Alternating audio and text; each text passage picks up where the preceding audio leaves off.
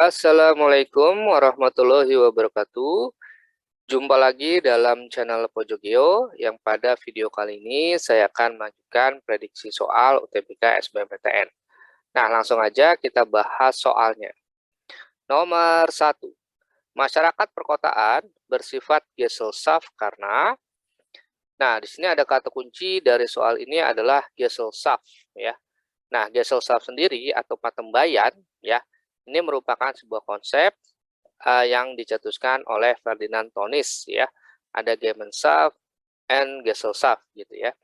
Nah, Gesellschaft sendiri merupakan kehidupan publik ya atau public life. Nah, di mana setiap orang yang kebetulan hadir bersama tetapi masing-masing itu tetap mandiri, bersifat sementara dan semu. Misalnya seperti ini.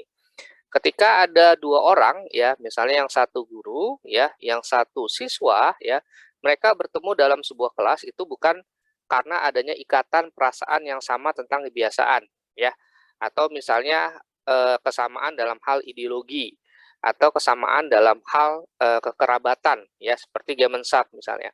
Tetapi mereka bertemu karena faktor kepentingan semata ya. Misalnya si guru ya kepentingannya untuk mengajar, sedangkan kalau siswa menerima pelajaran ya. Jadi masing-masing bersifat mandiri ya, kemudian bersifat sementara dan semu gitu. Atau misalnya pekerja kantoran ya ketemu dengan kliennya gitu. Nah, itu akibat adanya faktor kepentingan semata aja ya, tidak berdasarkan ikatan perasaan yang sama tentang kebiasaan ya atau adat istiadat, atau misalnya kesamaan ideologi ya, hanya berdasarkan faktor kepentingan semata untuk bertemu seorang klien misalnya ya, dan seterusnya. Nah, kemudian bahwa Gesellschaft itu ya mengandung arti bahwa individu pada dasarnya terpisah ya, walaupun terdapat banyak faktor pemersatu. Ya, misalnya apakah faktor pemersatunya agama, ataukah misalnya warna kulit gitu ya, ataukah misalnya apa dari sekolah yang sama gitu ya, dan seterusnya. Tapi pada dasarnya mereka terpisah secara adat istiadat atau kebiasaan ya, atau hubungan kekerabatan ya, dan seterusnya. Kemudian bahwa Gesellschaft itu dibentuk dari adanya kehendak yang bersifat rasional atau kurwil gitu ya. Kalau dalam teori Ferdinand Tönnies ya, nanti kehendak itu dibagi dua ya, ada kehendak manusia ya, ada kehendak alamiah ya atau will ya, kemudian ada kehendak rasional atau kurwil. Nah, di mana kehendak rasional ini ya itu membentuk Gesellschaft dan menghasilkan sebuah relasi sosial yang bersifat transaksional ya, parsial dan dangkal gitu ya. Bersifat transaksi ya, hanya faktor kepentingan tadi ya, kemudian parsial ya, tidak utuh ya, kemudian dangkal. Nah, kata kuncinya di sini adalah yang transaksional, parsial dan dangkal. Nah, kenapa transaksional, parsial dan dangkal ini terjadi pada di perkotaan ya, di mana hubungan kekerabatannya bersifat Gesellschaft atau patembayan, karena tingkat heterogenitas ya di masyarakat perkotaan itu tinggi. Makanya kenapa setiap hubungan dia bersifat transaksi ya, dangkal ya, kemudian parsial gitu ya. Makanya kenapa jawaban dari soal ini adalah yang B ya, tingkat heterogenitas tinggi atau tingkat keberagaman tadi. Ya, makanya tidak ada ikatan perasaan yang sama ya, bukan tidak ada ya, sedikit sekali ya. Beda halnya misalnya di desa ya, yang hubungan kekerabatannya bersifat Gemeinschaft gitu ya. Nah, kemudian nomor 2 ya, mudah-mudahan nomor 1 paham. Kemudian nomor 2. Ya, di sini ada soal semakin jauh dari pusat daerah ya, kegiatan-kegiatan ekonomi berkurang ya. Nah, ini maksudnya semakin jauh dari pusat daerah kegiatan ya, kegiatan ekonomi berkurang, namun pemukiman bertambah merupakan esensi dari teori apa gitu. Nah, kata kunci dari soal ini adalah ada redaksi atau kata-kata semakin jauh dari pusat daerah kegiatan, itu maksudnya ya, semakin jauh dari pusat daerah kegiatan. Nah, ini jadi satu ya, pusat daerah kegiatan. Nah, ini maksud soalnya seperti ini ya, ini jadi satu maksudnya. Ya, berarti di sini semakin jauh dari CBD-nya, Central Business District atau pusat daerah kegiatan gitu. Nah, ya, berarti sebenarnya teori ini dia bicara tentang teori konsentris gitu ya, di mana dalam teori konsentris ya, yang merupakan hasil penelitiannya si Ernest Watson Burgess ya pada tahun 1924 ya di kota Chicago, di mana materi ini sudah saya bahas dalam video teori pola perkembangan kota, nanti bisa dicek ya. Nah, dia bentuknya seperti ini gitu ya, secara, struktur tata ruang kotanya. Jadi bahwa kota itu, berkembang dari adanya satu pusat. Nah ya, dia sifatnya monocentric ya. Jadi yang namanya teori konsentris ini dia monocentric city. Ya, struktur kota yang ideal, monocentric city. Di mana kota ini memiliki, satu pusat ya. Nah, si Barjas menyebutnya sebagai loop gitu ya, di mana loop ini terdapat CBD gitu ya, Central Business District ya. Nah, kemudian kalau kita lihat ya, teori ini menyatakan bahwa struktur tata ruang kota berasal dari satu pusat atau monocentric city, kemudian dia berkembang ya, membentuk lingkaran-lingkaran konsentris ya, dari 2 ya, 3, 4, kemudian 5 gitu ya, lingkaran konsentrisnya semakin besar. Nah, kalau kita lihat ya struktur tata ruang kotanya ya mulai dari nomor 1 hingga ke nomor 5, maka akan ditemui struktur kota seperti ini. Yang pertama adalah loop ya atau jantung kota atau downtown ya atau CBD ya atau core of city ya atau inti kota atau PDK pusat daerah kegiatan. Kemudian nomor 2-nya adalah zone of transition atau zona transisi. Kemudian ketiganya adalah zone of working men's home ya atau zona perumahan para pekerja atau zona pemukiman kelas rendah atau buruh. Kemudian yang keempat adalah residential zone atau middle class housing atau zone ya, zone of middle class housing atau zone of better residence atau zona pemukiman kelas menengah gitu ya. Kemudian kelimanya commuter zone gitu. Nah, kalau kita lihat ya struktur tata ruang kota ya, maka ya dari awalnya adalah CBD ya. Nah, semakin jauh dari pusat daerah ya ini pusat daerahnya, kemudian dia semakin jauh berarti keluar gitu ya. Maka kegiatan ekonomi berkurang, namun pemukiman bertambah. Mulai dari zone of working men's home, ya, zona ketiga, kemudian pemukiman kelas menengah, residensial atau middle class zone, kemudian ke commuter zone. Ya, commuter zone ini biasanya dihuni oleh kaum kelas atas, ya, maka secara kualitas pemukiman juga lebih bagus, ya. Makanya sering disebut sebagai zona pemukiman kelas atas, ya. Atau high class residensial ya, ini zona pemukiman ya kelas atas ZPKA gitu ya biar gampang ingatnya ya gitu. Nah maka nomor 2 ini jawabannya yang A ya, esensi dari teori konsentris ya. Kalau sektoral kan dia tidak seperti ini ya, dia bentuknya seperti ini ya. Kalau sektoral ini juga sudah saya bahas di materi pola peruangan kota ya secara detail, nanti bisa dicek ya. Ini nomor 1, nomor 2, ya, ini 3, 3, 3, 3, 3, ya, 4, 4, 5 gitu. Nah, dia masih ada sektornya gitu, ya, tidak seperti konsentrasi Barges ya. Inti berganda juga tidak ya, bahwa dia tidak bicara satu pusat ya. Jadi pusatnya banyak, ini oleh si Edward Ullman sama Consider Harris, nanti bisa dilihat di videonya.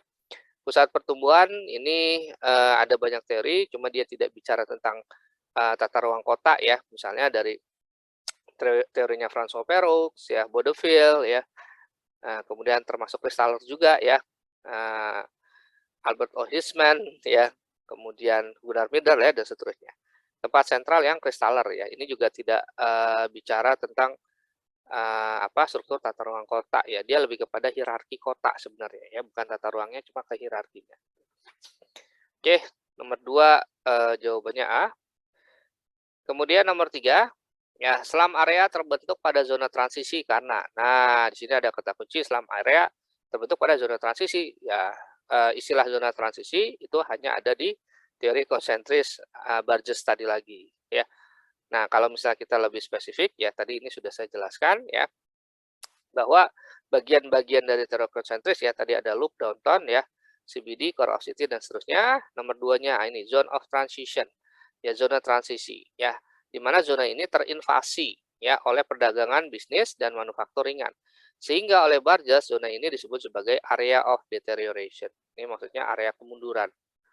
Nah, karena memang di daerah transisi ini ya dia secara tata ruang kota tidak jelas ya, tidak fix jelasnya. Maksudnya dia transisi dari CBD ya mau ke pemukiman kelas rendahnya ini ya, dari CBD mau ke zone of working men's home-nya gitu maksudnya. Sehingga mau jadi CBD nggak jadi, mau jadi pemukiman kelas rendah juga nggak jadi, atau para kaum pekerja juga tidak jadi. Makanya disebut transisi. Ya, sehingga banyak terjadi deterioration atau area kemunduran, ya. Nah, di mana zone of transition ini terdapat gejala-gejala. Pertama, ada factory zone atau zona manufaktur, ya, pabrik gitu ya. Kemudian perumahan penduduk pribadi warisan masa lampau, di mana kebanyakan dari itu telah diubah menjadi perkantoran atau pertokoan, ya, cuma tidak ideal, ya, tentu saja karena tadi sifatnya transisi, ya. Kemudian ada slum area, nah ini soalnya ya, slum area dan badlands, ya, yang di dalamnya terdapat wilayah kemiskinan, kemunduran, penyakit, ya. Kemudian ada ghettos, ya, penampungan bagi para pendatang, ya, atau penghuni sementara, ya. Kemudian ada underworld rumor, ya, karena banyak terjadi kenakalan, kejahatan, serta pelanggaran hukum. Ya, ini secara detail sudah saya bahas ya di materi teori pola kerugian kota, ya, nanti bisa dicek videonya. Ya, ketiga zone of working man's home tadi sudah, residential middle class zone, ya, kemudian nomor 5 commuter zone gitu. Nah, ya, karena tadi pertanyaan adalah slum area terbentuk pada zona transisi, kenapa? Karena di sini terjadi kemunduran, ya. Nah, sehingga secara nilai kegunaannya dia menjadi rendah. Ya, maksudnya nilai kegunaan lahannya gitu. Ya. Karena di situ banyak terjadi kemunduran, ya, kemelaratan, ya, tadi kriminalitas, ya, gitu, pelanggaran hukum, ya, dan seterusnya, ya. Nomor 3, ayam. Kemudian nomor 4, ya. Urbanisasi merupakan suatu proses yang tak mengenal kata final. Ya, hal ini terjadi karena apa? Nah, kata kuncinya adalah urbanisasi. Di mana urbanisasi, ya, itu secara sederhana adalah sebuah proses pergerakan penduduk, ya, atau perpindahan penduduk dari desa ke kota, ya. Walaupun sebenarnya urbanisasi itu tidak sesederhana itu, ya. Misalnya ketika sebuah daerah itu awalnya secara kenampakan spasial dia desa, kemudian berubah menjadi bersifat kekotaan, misalnya muncul infrastruktur yang mulai modern, ya, lebih maju, ya, kemudian fasilitas-fasilitas umumnya dia lebih baik gitu ya, lebih ke arah modern juga gitu ya, timbulnya mal-mal, pertokoan, perdagangan dan seterusnya, maka itu juga disebut sebagai gejala urbanisasi. Ya, ketika sebuah daerah, ya, dari kenampakan fisiknya berupa desa berubah menjadi kota, yaitu juga urbanisasi. Nah, cuma dalam kasus ini yang disebut urbanisasi adalah urbanisasi dalam arti perpindahan atau mobilitas penduduknya, gitu ya. Nah, berdasarkan teori Everett Ashley, ya, teori migrasi, maka urbanisasi itu sebenarnya dipengaruhi oleh faktor penarik dan pendorong nih, gitu. Ya, nah ini kita lihat. Ini juga sudah saya bahas sebenarnya di prediksi soal sebenarnya ya, di video yang lain ya, nanti bisa dilihat. Teori migrasi Everett Ashley atau sering disebut teori push-pull faktor, ya, atau push-pull teori, ya, di mana Everett Ashley mengatakan besarnya gerak penduduk antara dua wilayah itu tergantung dari faktor yang pertama, faktor-faktor yang berhubungan dengan daerah asal atau faktor associated with the place of origin, kemudian ada faktor-faktor yang berhubungan dengan daerah tujuan, factors associated with the place of destination, kemudian ada rintangan-rintangan atau hambatan-hambatan di antara dua wilayah, intervening obstacle, kemudian yang D, faktor-faktor pribadi atau personal faktor gitu.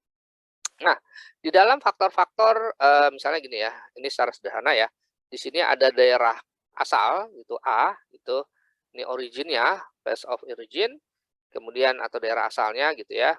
Nah, kemudian di sini ada daerah B, ya, destination. Nah, destination, ya, ini daerah tujuan. Misalnya dalam kasus soal berarti originnya itu dia desa misalnya. Nah, ini tujuannya kota. Nah, sehingga terjadi proses perpindahan ya penduduk wujud interaksi desa kota, namanya adalah urbanisasi ya, salah satunya ya, perpindahan penduduk dari desa ke kota gitu.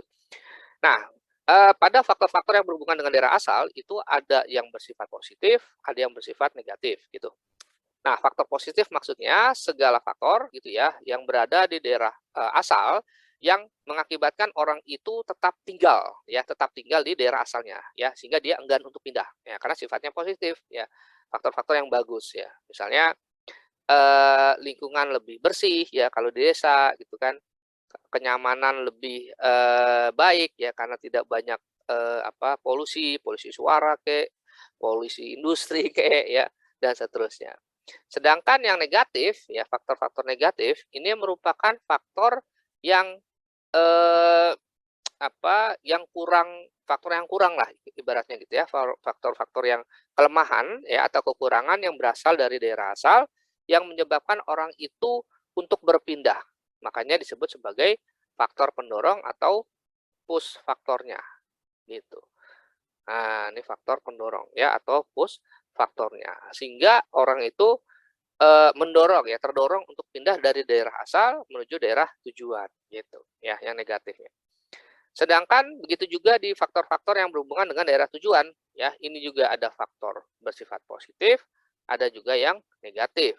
Ya, berarti ini ada positifnya, ya, ada negatifnya. Nah, faktor-faktor di daerah tujuan yang bersifat positif, yang membuat orang itu tertarik untuk pindah dari daerah asal ke daerah tujuan, inilah yang disebut sebagai pull faktor. Nah, atau disebut faktor penarik, gitu. Nah, semakin kuat ya faktor-faktor pendorong dan faktor-faktor penarik yang berada di antara dua wilayah yang berinteraksi, desa ataupun kota, maka semakin eh, besar juga ya proses dari urbanisasi itu sendiri. Makanya kenapa urbanisasi tidak mengenal kata final ya, karena faktor-faktor penarik dan pendorong itu masih terus berlangsung gitu. Ya. Oke, itu ya. Makanya kenapa jawabannya yang E. Nah, kemudian nomor 5. Di sini ada soal pembagian iklim Junghun yang menggambarkan bahwa ketinggian suatu tempat dan suhu lebih baik untuk tanaman budidaya tertentu. Ya, hal ini terkait dengan konsep geografi apa? Nah, di sini ada kata kunci yaitu konsep geografi ya atau konsep esensial geografi. Ini juga sudah saya bahas di materi persiapan UTBK, SBMPTN ya di tentang konsep esensial gitu ya. Nah, konsep esensial geografi ya ini ada 10 ya singkatannya jaket Mister Polo dilukakin ya. J-nya adalah jarak, K-nya keterkaitan ruangan, Mister-nya morfologi, Po-nya adalah pola, Lo-nya lokasi, D-nya diferensiasi area, Lo-nya lagi aglomerasi, A-nya aksesibilitas, I-nya interaksi atau interdependensi, N-nya nilai kegunaan gitu. Nah, kemudian kata kunci berikutnya adalah bahwa ketinggian suatu tempat. Nah, ada ketinggian suatu tempat ya dan suhu lebih baik ya untuk tanaman budidaya tentu. Ada ketinggian suatu tempat ya dan suhu lebih baik ya untuk budidaya tanaman tentu. Nah, ini terkait dengan konsep lokasi. Nah, kenapa lokasi? Ya, karena yang namanya lokasi itu kita bicara posisi suatu tempat ya, posisi suatu tempat atau suatu titik di permukaan bumi. Ya, titik di permukaan bumi. Ya, yang bisa titik ini dipengaruhi oleh salah satunya adalah topografinya, ya, ataupun morfologinya, ya. Dalam hal ini adalah bisa ketinggian atau elevasinya, gitu. Ya, di mana ketinggian ini merupakan faktor-faktor lingkungan di sekitarnya yang mempengaruhi posisi suatu tempat tersebut.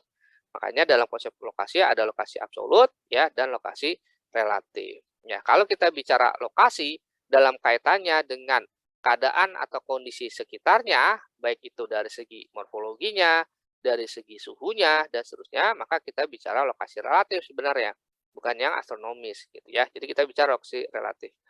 Nah, misalnya kalau dalam iklim Junghun, misalnya di situ ya, kalau misalnya teman-teman pernah belajar dalam Junghun ya, ini juga sudah saya bahas di materi klasifikasi iklim ya, nanti bisa dicek videonya ya. Ini kan Junghun membagi iklim berdasarkan suhu, ketinggian tempat dan variasi jenis tanaman. Misalnya salah satunya adalah ketinggian ya, misalnya lokasi pada ketinggian 0 sampai 600 meter gitu ya. Atau disebut sebagai iklimnya tropis atau panas gitu ya.